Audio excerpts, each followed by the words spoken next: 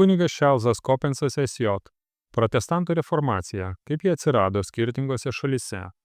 8 dalis – kruvinas anglikonų bažnyčios iškilimas.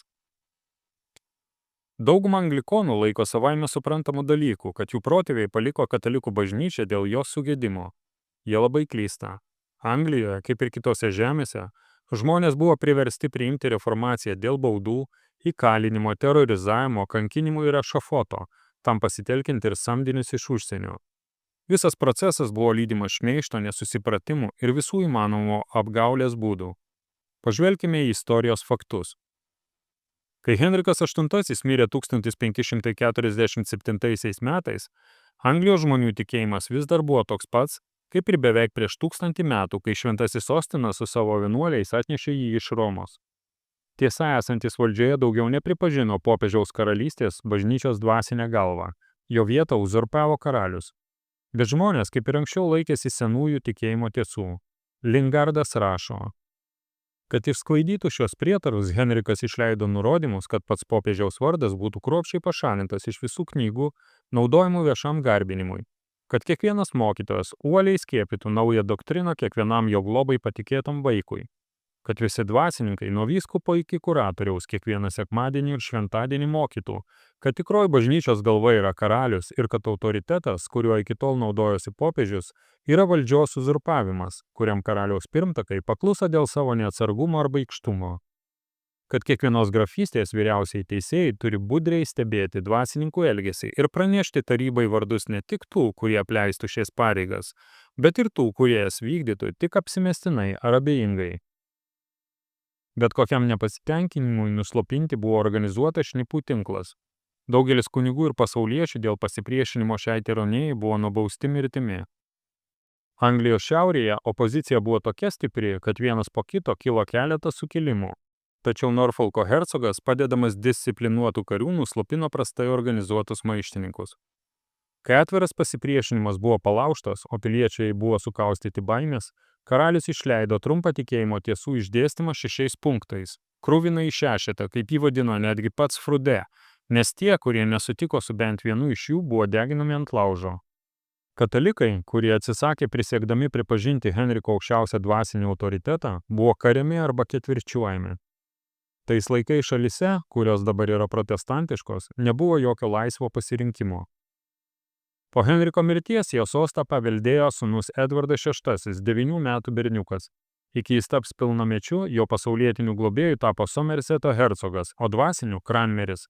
Pastarasis iki to meto buvo slaptas protestantas, tačiau dabar nusimetė kaukę ir įvedė karalystėje reformuotas tikėjimo tiesas. Dvasininkų celibatas buvo panaikintas. Mišios iš pradžių buvo išlaikytos iki, kabutėse, to meto, kai bus sudaryta geresnė garbinimo tvarka. Bet abiem atvejais buvo išlaikyta komunija. Vyskupų rinkimuose daugiau nebedalyvavo diakonai ir kapitula, jie buvo visiškai perduoti karūnai. Bendroji maldų knyga buvo užbaigta ir patvirtinta parlamento 1549 metais tokia, kokia buvo, kabutėse, padiktuota šventosios dvasios. Visi bažnyčios tarnybą einantis dvasininkai turėjo pritarti šiam dekretui ir naudoti naują garbinimo būdą vietoje šventųjų mišių. 6 Henriko punktai buvo panaikinti, o vietoje jų surašyti 42 nauji. Vykstant šiam religijos pakeitimui pasirinkimo neturėjo nei žmonės, nei dvasininkai. Vyskupui Gardineriui aštriai pasipriešinimus, kad turime labiau klausyti Dievo nei žmonių, jis buvo pasiųstas į Towerį. Žmonės sukilo visoje karalystėje, tačiau buvo nuslopinti padedant samdiniams iš užsienio. Protestantas istorikas Halamas rašo, paprasti žmonės žiūrėjo į savo mokytojus kaip į tikėjimo vedlius, o didžioji dvasininkijos dalis, nepaisant nepatenkinto monarcho norų, akivaizdžiai labai nenorėjo atsiskirti nuo katalikų bažnyčios vienybės šiuo pavojingu religinės krizės laikotarpiu. Arba ir vėl, gana žeminantis dalykas yra pripažinti, kad protestantiškas tikėjimas mūsų protėviams buvo primestas padedant kariuomenei iš užsienio.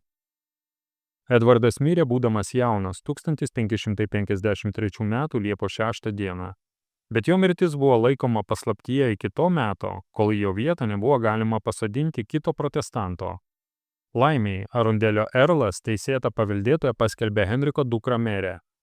Ji nedelsdama išskleidė savo vėliavą ir visa šalis susitelkė jai į pagalbą. Ta, kurią jos priešai davė kruvinosios Mary vardą, 2 metus dėlsė pasirašyti Cranmerio ir kitų sąmokslo lyderių mirties nuosprendį. Daugeliu jį visiškai dovanojo. Tik po Vieto sukilimo jį ėmėsi tikrai žiaurių priemonių prieš nenuilstančius maištininkus, kurie kūrė protestantizmo atkūrimo sąmokslus. Tai darydama jį pasiekė blogus savo priešų pavyzdžių, apie kuriuos Halamas rašo. Persekiojimas yra mirtina reformuotojų bažnyčių nuodėmė, ta, kurie atvesina bet kurio jas ginančio sąžiningo vyro uolumą ir juo labiau, kuo daugiau jis apie tai perskaito.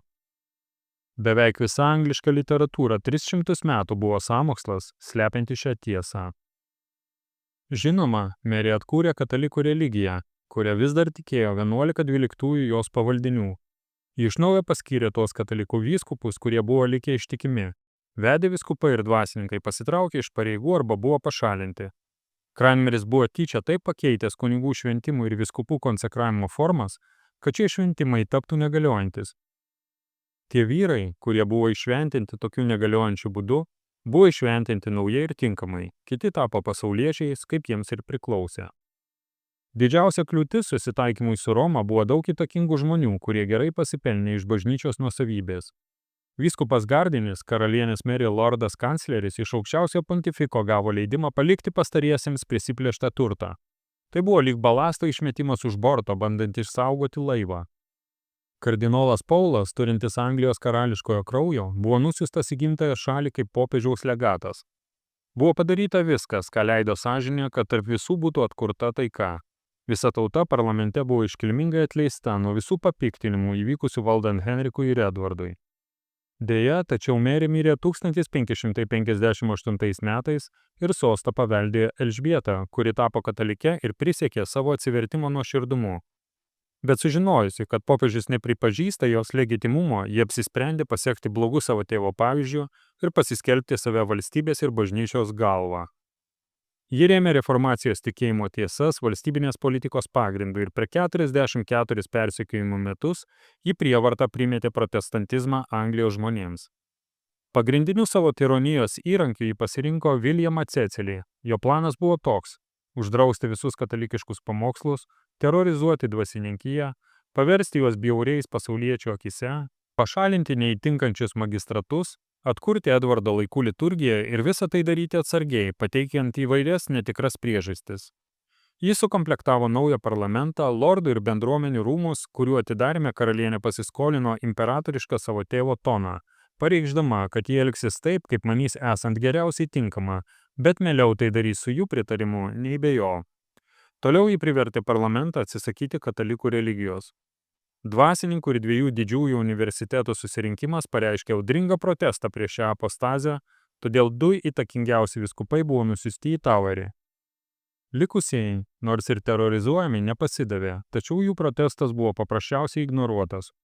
Visi Henriko ir Edvardo laikų įstatymai, kurie buvo panaikinti valdant Maryjai, buvo iš naujo patvirtinti. Naujasis garbinimas buvo primestas jėga, grasinant baudomis, konfiskavimu ir mirtimi. Valdant Henrikui reikėjo tikėti 6 straipsniuose išdėstytomis tiesomis. Valdant Edvardui šie buvo panaikinti ir priimti kiti 42. Valdant Elžbietai 39, kurie išliko iki šių dienų.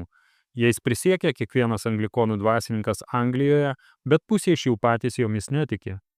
Tik vienas vyskupas priėmė reikalaujamą priesaiką, kad galėtų išlaikyti savo postą. Visi kiti jų neteko, o daugelis jų buvo įkalinti.